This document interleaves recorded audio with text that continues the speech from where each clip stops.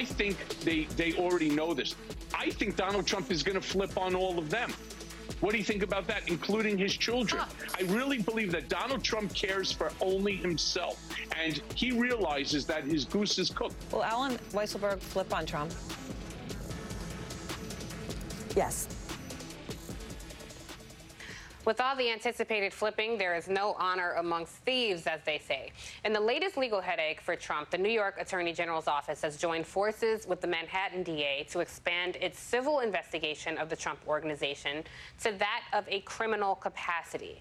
Now, as they continue to scrutinize the company and its Chief Financial Officer Alan Weisselberg, Trump says this investigation is in desperate search of a crime. But if the long tirade that he released is any indication, it seems 45 might be a little shook. Joining me now to discuss is MSNBC contributor and former U.S. Attorney Barbara McQuade and Justice correspondent for The Nation, Elie Mystal. Barbara, I'm so happy you're making your debut on Cross Connection this morning, so thank you for joining us. And I want to ask, because Tish James is a very thoughtful and strategic politician, and I don't think that she would come out and join a criminal investigation if she did not already smell blood in the water, if she didn't really have something that was going to stick. What are your thoughts? I agree with you. Number one, prosecutors typically are very protective of their own turf and want to work on their own cases, and they'll join forces when they believe that it's in the best interest of justice to do so. And so there are a number of reasons that Tish James and Cy Vance are joining forces here. One is they can share information, which can be very valuable. The other is strategically. They don't want to step on the toes of the other in a way that might harm the other's investigation. So, for example, if someone wants to give immunity to someone like, hypothetically, Alan Weisselberg, it would not harm the other's case. And so that kind of coordination is very important when you're working on a case. But I agree with you. To say that the case is going from civil to criminal indicates to me that there is some factual predication for criminal intent. Elie, I think the question that everybody wants to know, or at least I want to know, will we see Donald Trump arrested? Will we see this dude coming out wearing the white tank top, eating a bucket of KFC, getting carted off into a police car and thrown in jail? What do you say? He's white. They'll let him turn himself in. Come on, let's not go crazy now, right? Now, Don Jr., that'll be interesting, right? Because like one of the other things that I feel is not being talked about enough is that it's also a criminal investigation into Don Jr. and his family is implicated in a lot of the potential financial crimes that these people that have allegedly committed in New York State. So that the Don Jr. perp walk, I still have some hope for. But here's the thing, much as I love Tish James, much as I love my home state of New York, these criminal investigations are into financial shenanigans committed by the Trump Organization that if we had prosecuted them in the 2010s and 2000s might have saved us from the entire Donald Trump experience, right? This is cleanup work.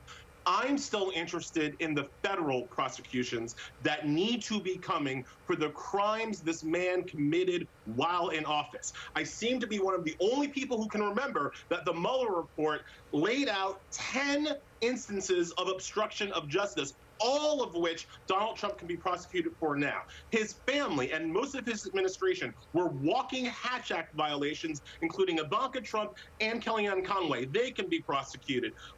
Christian Nielsen and Chad Wolf and his gang of human rights violators can be prosecuted for their crimes against humanity and for their violations of judicial orders to stop family separation policies. This whole administration needs to be held accountable for what it did while in office, not merely for the financial crimes that Trump committed to get himself to the position where he could run for office. And I'm still waiting on those federal prosecutions to come down the pipe for that. Yeah, Barbara, Elie makes a good point. I mean, because this does cast a dark shadow over many parts of his family. He brought up Jared and Ivanka. They made over $100 million while they were in the White House. The New York AG questioned Eric Trump. So do you think that Donald Trump's family will be implicated in any of this? And if so, what might Donald Trump do? I mean, I know Elie's saying he'll flip on all of them, but might he step in front of a bullet, so to speak, to protect his children? Well, there have been indications of involvement in the very thing that Cy Vance and Letitia James are investigating, fraud at the Trump Organization. We know that Donald Trump Jr. signed some of the checks that were involved in the hush money payments, and Eric Trump has been questioned about the treatment of taxes on properties at the Seven Springs resorts and other places. So it is possible, but of course the facts are going to matter there.